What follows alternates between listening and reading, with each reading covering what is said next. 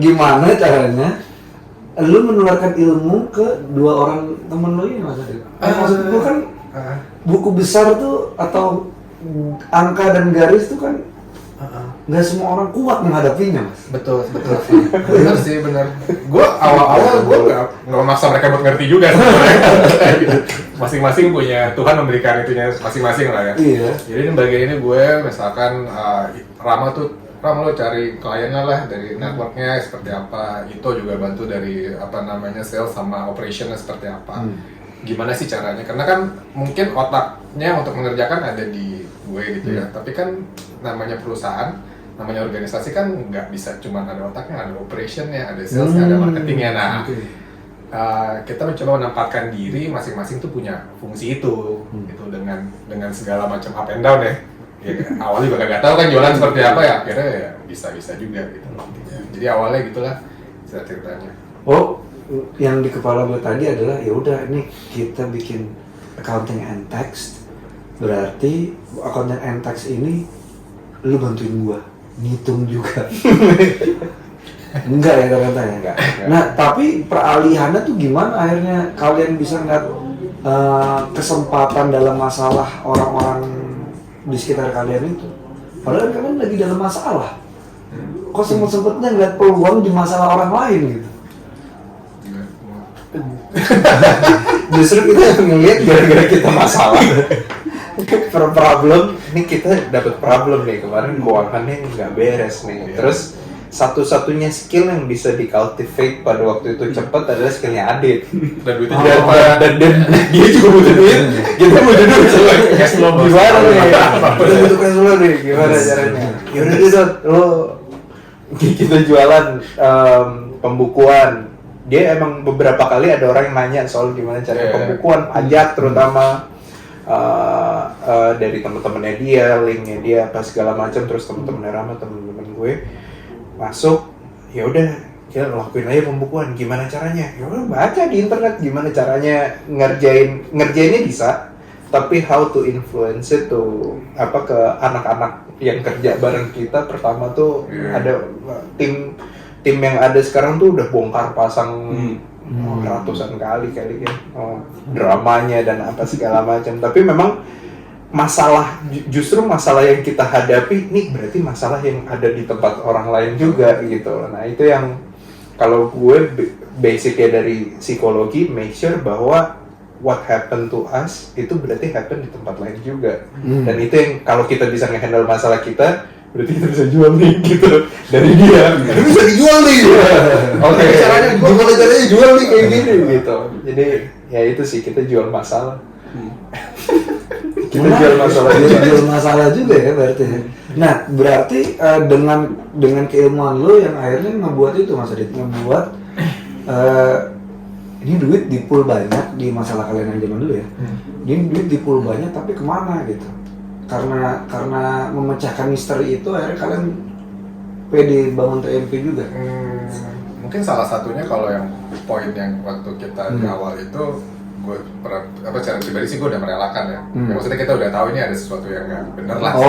Udah di itu. Betul. Lepasin aja ya. Udah lepasin karena mau apa sih namanya perasaan itu kan ya, kalau gue nggak let it go ya kayaknya kok nggak bisa maju gitu. Ya udahlah biar lu masih kesal juga kadang-kadang gitu. Ya dari situ lebih ke arah survival ya maksudnya. Kita mau apa ini? Gue udah berjanji sama, kalau gue pribadi gue nggak akan kerja balik lagi ke kantor.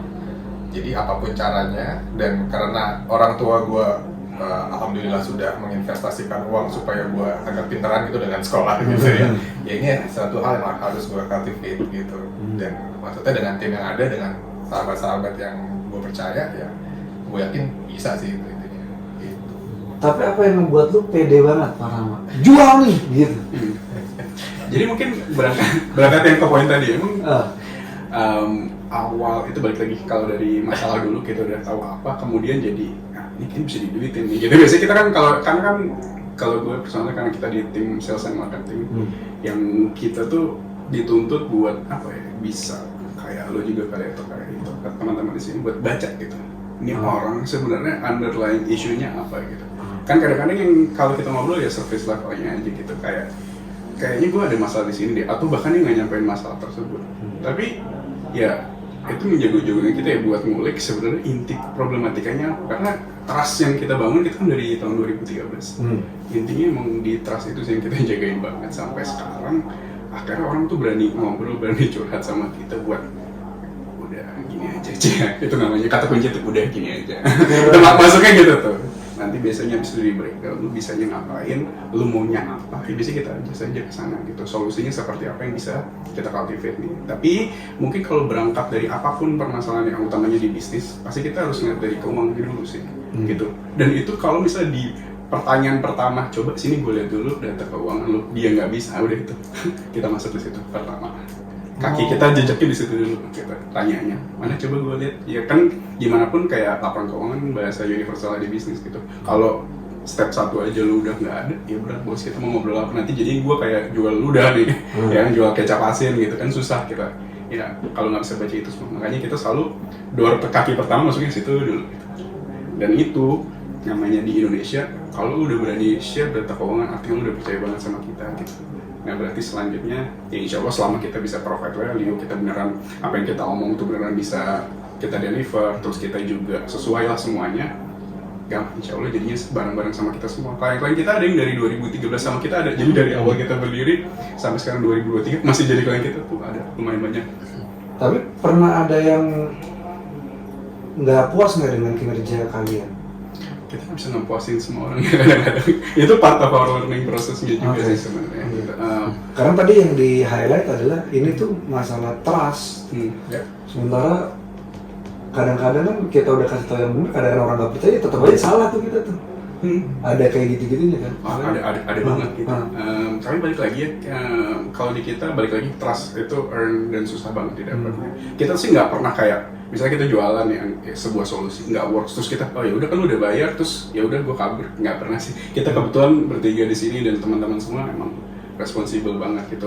Mungkin kita belum ada solusinya saat ini, tapi ada alternatifnya atau mungkin timeline-nya dipanjangin. Tapi kita nggak pernah lari sih dari klien-klien kita gitu ya. Jadi ya kita selalu ada, lu datengin aja kantor kita, nomor handphone selalu ada, kita cari solusi bersama.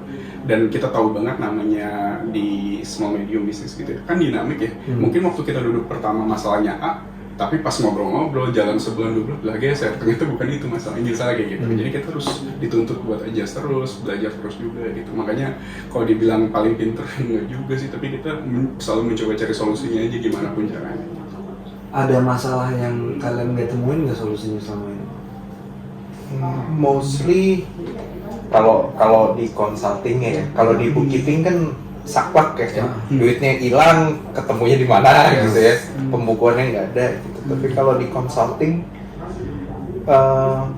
kayak tadi masalah, justru kita collecting problems gitu, masalah. Dan yang paling susah dipecahkan adalah ego dari founder, owner, kreator atau pemilik gitu.